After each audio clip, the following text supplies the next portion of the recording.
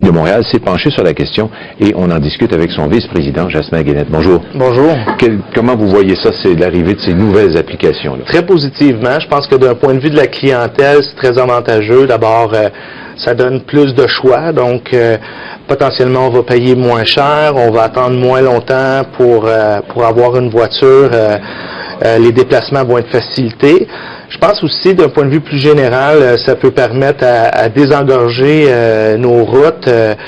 S'il y a plus de gens qui font du covoiturage comme ça, il y a moins de véhicules, ça diminue la pollution. Puis on voit aussi que lorsqu'on a fait des études sur Uber et sur les applications là, comme Lyft et Sidecar aussi en général, on remarque que dans 21 villes aux États-Unis, Uber notamment était moins cher dans toutes ces villes-là, sauf 2 villes. L'Université de la Californie a fait une étude à San Francisco et a démontré que 93% des usagers avaient attendu moins de 10 minutes pour un service avec une application, alors que c'était seulement 35% pour le taxi traditionnel. Donc, on voit que ça se passe bien. Et aussi, je pense que pour l'industrie du taxi puis pour les chauffeurs, c'est une opportunité d'abord pour les travailleurs parce qu'ils vont pouvoir avoir plus de choix où ils vont vouloir travailler.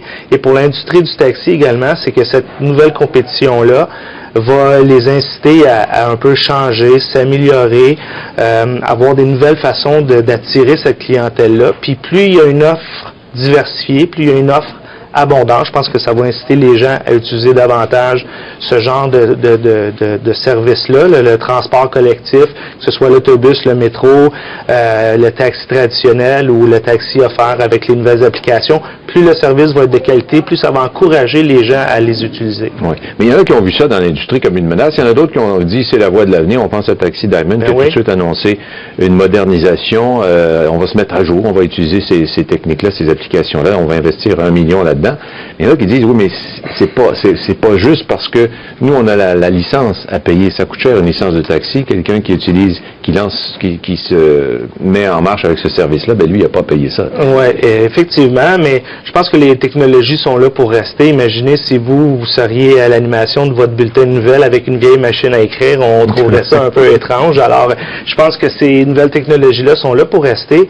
Vous avez raison de mentionner Taxi Diamond. Je pense que c'est la voie à suivre. Il faut s'adapter à ce que la clientèle souhaite. La clientèle souhaite avoir des services plus rapides, plus flexibles. Je pense que si on veut survivre, c'est comme ça qu'il faut approcher le dossier.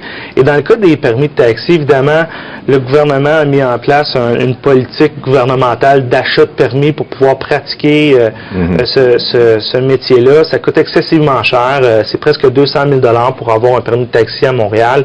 Si on n'a pas son propre permis de taxi, on doit payer 4, 5, 600 $ par semaine pour avoir le droit de travailler. C'est quand même assez étrange comme situation. Une solution peut être à l'avenir de faire un peu ce qu'ils ont fait en Australie, en Nouvelle-Zélande pour les quotas de lait. C'est de racheter progressivement ces permis-là. Donc d'abandonner progressivement ce système-là finalement qui serait pas juste. Exactement. Et pour arriver à un certain moment donné où tout le monde est sur un pied d'égalité, se bat à armes égales, si on peut dire. Oui. Et puis ça au bénéfice des travailleurs et au bénéfice aussi des clients. Monsieur Guénette, merci beaucoup de nous avoir exposé votre point de vue. Ça me fait plaisir. À bientôt.